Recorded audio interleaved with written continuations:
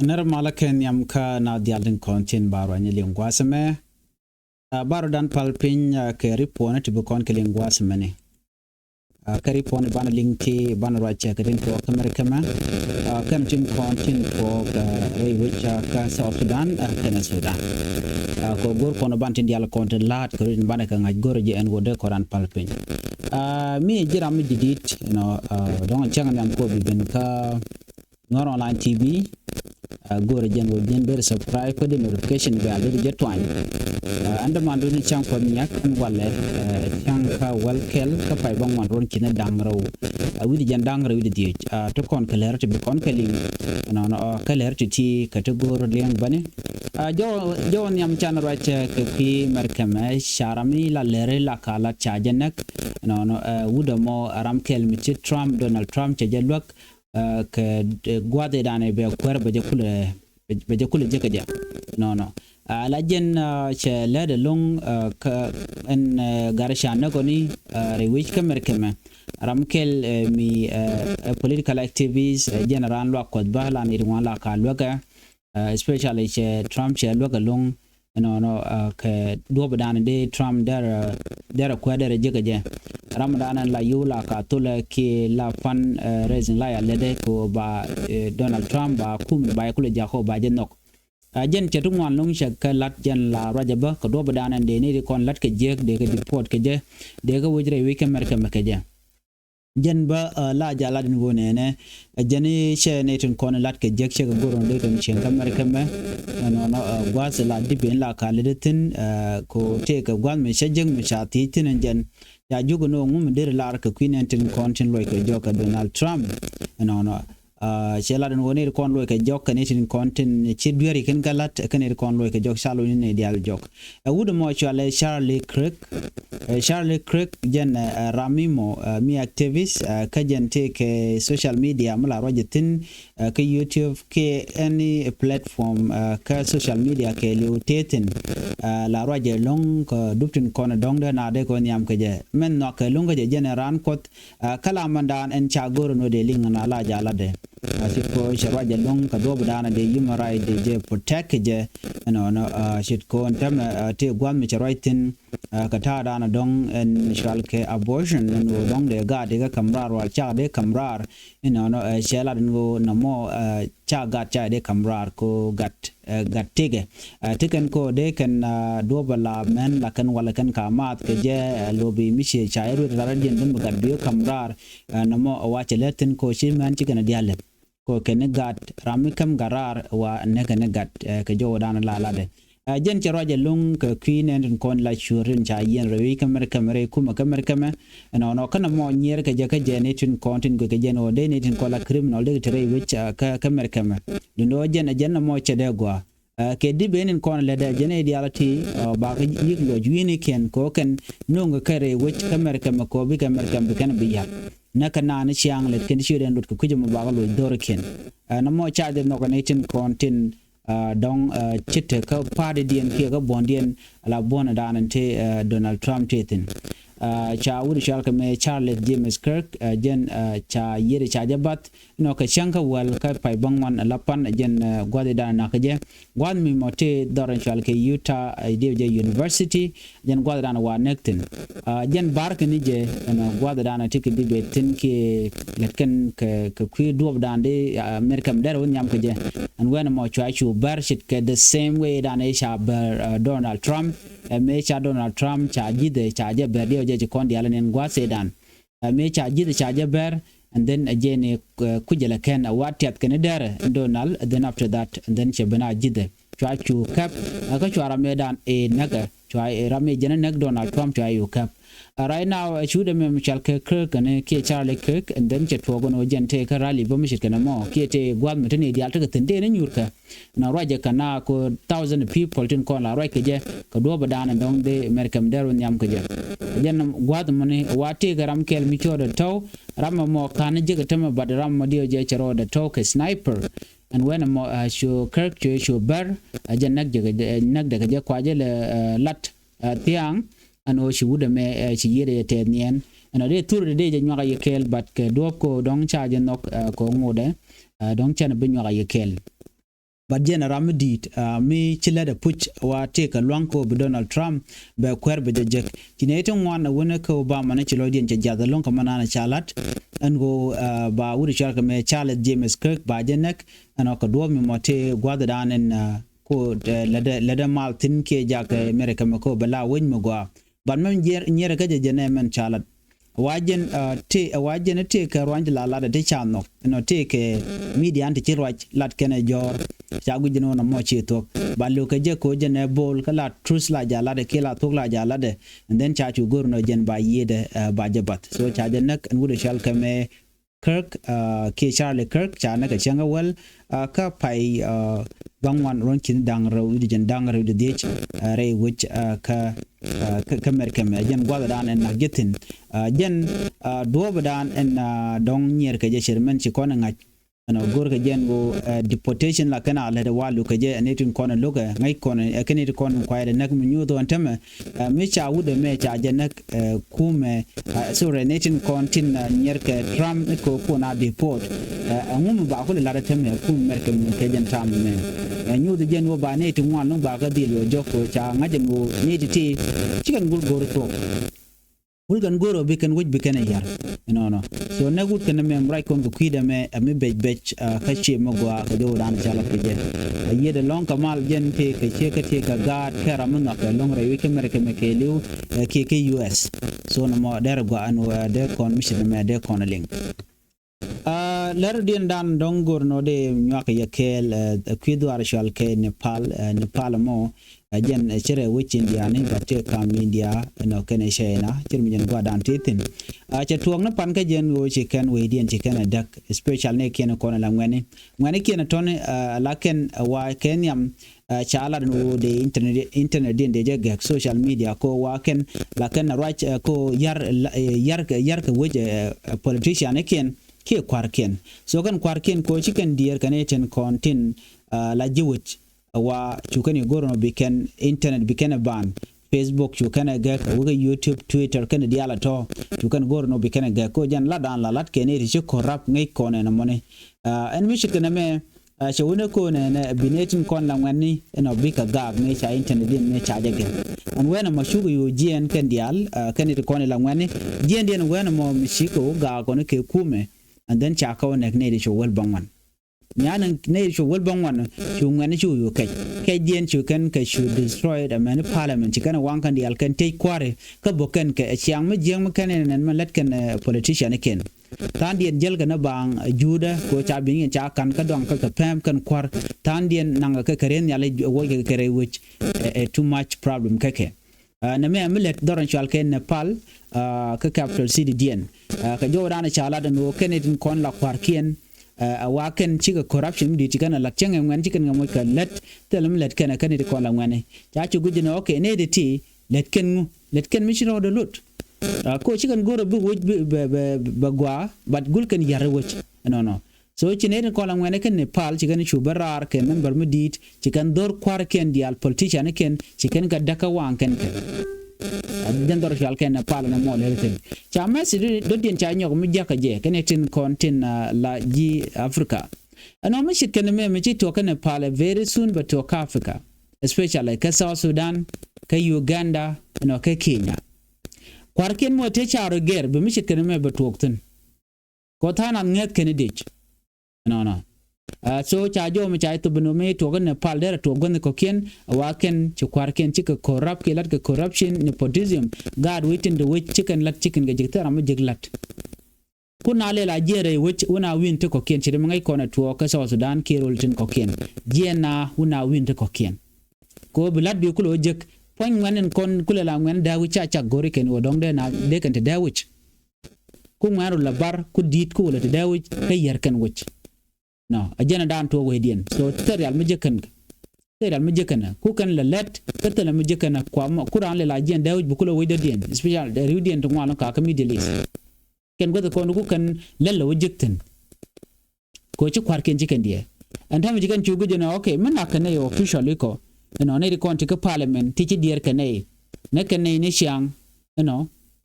ka pen kan rai dat pen kan bu ko wona ko bi ke internet bi kan gak man social media kelu ajanda nan ga ken woni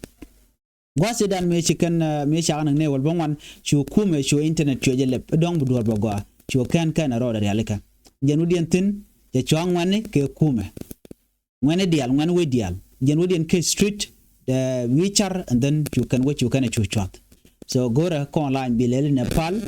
bi nena madan to kan Nepal me listen me dit ke ji Africa mi we kenen wo ngwane choro jakka useless ngwane ke yen useful ko de yen we do ndi in real kala yen termana to ko Sudan gwad mi mo cham ko wit diet me chakwini do badana don de development der bin ke je new education o metede chakwini je anyok freedom of expression men do badan chuji jen wo de la lo ke je mi chuji wajin churach why jen menen yen tama chero la gwada mon ala African right now wane dial tension yen te kuma dan lero de kan Nepal corrupt leader must go and leader mi corrupt the yigien gwada na tet so jo me di yen link ata dan en chanon ke je man diana ban lingwa same ler michi tuok ka Khartoum ka jodan chalat keje chalat do chi drone che bokre wichin winemi ka Sudan capital Khartoum ka bari chalat do en gwaddan che boktin che bok military base gwad mati civilian population tetin wan wena mo wa charam kel chaje nek ram kwer midit mi meja general mishala Abu Abeda chane ga jen gwasamo Abu Abeda Fadlala wajene one of the highest ranking officer ka Sudan waram kel ka Sudan Army Force and jen cha jenak re kur dana chituok gwam chi drone cha taktin re wik ka Sudan cha jo mo cha jakun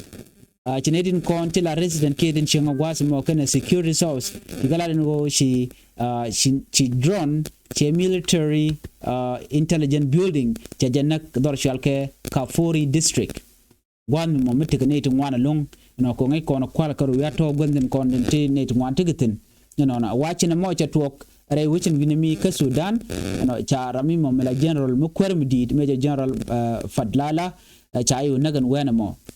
and michit kana me cha wona ne wajen ramkel michile de long director of military security and deputy director military intelligence jena wacha aje target rapid support force jen gwadan yigane bok ka shukana nak so cha jo mo cha je ladan wo chimshir mo cha tuok men bana ngai ka Sudan ngai kone Sudan la gwadan la liet la yakula wiya tege tin ke ma tur la liet la yakula nang especially liet dung South Sudan men ku economy ko je stabilize ray which ka South Sudan jen cha la do wo chikana dak naka kor jogo men paiwa chaje daga ken ka daga mo che South Sudan chi economy that right now che yar ka yermi di chi yermi tot ko jen gwada dan ku South Sudanese ku kon ku kan la jekten wa economic be jega lon ka jen gwasen be me dan tane bidin odon chi course wind down ke chi course tel lo wona kan kamalen kum Sudan but right now wona ngwane ka mo kan ka jek shere mabantama woni South Sudan ba woni jen ka jek awa dor chalka me Sudan woni jen ka jek ko shi ngwane shi kan mandana latke kum Sudan ti kan lok ajene ku ina nen gwase dan gorgo jen woni dinetin kon tela civilian de kerwich but charge goro kumere wike Sudan jen do be dan ko korko la to je but right now na me che South Sudan che just cause a lot of suffering ko li da dan kwale cham kum South Sudan ajen cha boko cha masur cha buk lo cha la cha je all ke cha je kapchong lo tele me lero den tema so mi chit kana me nyu de jen wo mit Sudan tere kor nyu de jen wo be South Sudan ba safa ke be chuch ko jen gwadan ko kondien ko le ben ke je ajen en yen medan chala de wo en kume dung South Sudan kana kum Ethiopia de karodien ling dob dan ling karodien ke je dob dan dong de dor tuok ka mishal ka malut de char de jeri aleka dar ben ka my wood and then there ka Gambella from Gambella Addis Ababa there ka Djibouti and when mo ka liwe route mo wa de jeri aleka ne ko de kan kula jal agwa but right now do kana kon to kan do dan de kon de kula stabilize ka je kum so Sudan ke de jeri aleka ka je teleway chiliye da tema cha gak telemi le roda ko chi kor cho kamere baroda re wi ka Sudan one more rapid support force akani den kono kwa drone kwa ka le use right now right kono enemy chi kuma South Sudan chi kula mat ke kaniti kon la rapid support force don't jende ko take away out de le den de kula nanga. But in this situation right now gwal me bok ji rapid support force tani changre ke Sudan tele mishal ke it take a liet mi billet so cha liet cha kapchong right now situation but was along re which ka Sudan ka jan gwasame ka bo was along re ka South Sudan jo do diana bana kwen gwasame enyoke jan gwasame bana right ka situation and then into re which ka South Sudan chan ben ka South Sudan ka gwada meni kala do ne re which ka equatorial dor mishal ke iba county na wati ke ne titeka match ngwane to jel ka match ke group of army waken chikenetin county let ka bridge project mit dor chal ke iba county wa chiken ka magdo teram chikena na wa chiken do no kuäär which la county commissioner Wilson Tetela no ajenum chede mo cha tuok cha ne to cha ga target wa me chikena tijiga county commissioner chikena tijino gwanda lat ke Britain kana jogo no moy ne ka kwan cha jogo no telmu chal telmu kwan meten gwana mo esa Sudan am right kon kwidem ka western equatoria and then chikan kware kana you dwech tel kan kanak chikan you pal so manyo do on winami to gor kwan cha bay ka western equatoria ka jogo dan chalat kije the situation mele rode re which winami right now magoro there take do mi de yaleka kum Sudan otherwise the situation bonin jen ka mbeje mana diana ban lengwa me bana racha ke kui makwaitu no riu dan dial chana madana latke gwasme chana jangach a parkol enwo parkol jawe chalat ke kui kuumɛ ka kirme yadit ka do badana dong mede ke je kana madana ngai kono che kuumɛ SPLA IO che gorno dong de dakrema char de jaluin ko de malderben right now ko jom chalat en parkol dong be jenong ye yoba en rajadani chalat rajdo dien chalat ko gwad mi shiga doltin kana wudi shal ka me bolmel badani chan japele na mo ban right tin kan news do dien but men titin jenene la parkol jen ramkel mela bridge ka kuumɛ SPLA IO kene kir che gorno de malderben ti dial taka ke jene Ramadan and the jago de dial de kalat barai na che toko parkol charge denied the 81 when ka Ramadan ala secretary are which ka jongle and on take a check michurajen winmi and check mo cha jogo no jin gore jen o deri mat yene parkol check mo check jani no che la no chen gorno de ne mat kon parkol che look ko cha juk Dr. Guy ko no de ro mat kuma parkol dong de kule jako der la der je continue karam kelke kuma SPLA IO che la no chen be join no che chujen re which ka jongle but kende ka ro la tem right corner rala mote kam dien ken Dr. Guy Cook ko jendere je ken Dr. Guy Cook ko do badan de fande je la de we de je ala ko jongle ba te ken no kanan go de ke jek te chujien te ko juba banye la de pin do badan wa pin je lat ke je ke jo dan chala den cheg mon cheg janan mo jen awa che gurno American parkol so ko kuje mo mi shi jira mi mo met kana parkol cha je no go jin de lat ke de jinen alo tem de lat as long as jiram kel me logo bi chonkel ka parkol jin point du charge gurno take me blat no so mi chit kana me chalok so en nyame me right kon ke shode me gwasme waram kel me lede long chale speaker amera ten alir jen shek me lede long ko de kum so Sudan badar we woniam special kum SPLA IO ko ram kel ko kum SPLA IO but charge pen o der let betur be nyo ay kel gwatmen Shegame General Ke Amira Tenya Lir, a senior member of the SPLA IO and the detained Vice President Dr. Yang Machar. Cha jene de mental ke assembly gwala na jiktin ka jongle statement na kula adwaltin wa charge close to the writing. Waka kwaje gek with that fund and cooperation from Governor Dr. Guy Cook a jene tele duomi de na me de je to ka je ko kan ko na kula writing me don te me le roda then ba je kula solved. The canon won a much order let. I prepare budget but not fund were given. I also tried to meet the governor but I was blocked by bureaucratic rule. As a senior state official, I cannot even meet the governor without approval from the Secretary General. Ateng explained it. chega me janeto chikere link kene Dr. Guy no kajo dobran cha sajas ka jagwat mene she say she has been advised by some official in Juba to join the SPLA IO faction led by Minister Stephen Parkol, but she refused, frustrated by poor working and living condition and bore attending relocate to Juba where she has stayed for 4 months. Jen cha jogo no manikel ke Parkol che chulok che chutega che chure yu ke Juba lote ni pen wan minimi no jo shaling gwasa me nyu de jen go ta dana mal chelet keje ko Parkol me ken rodo kon diglir keje eno kuje support cha jino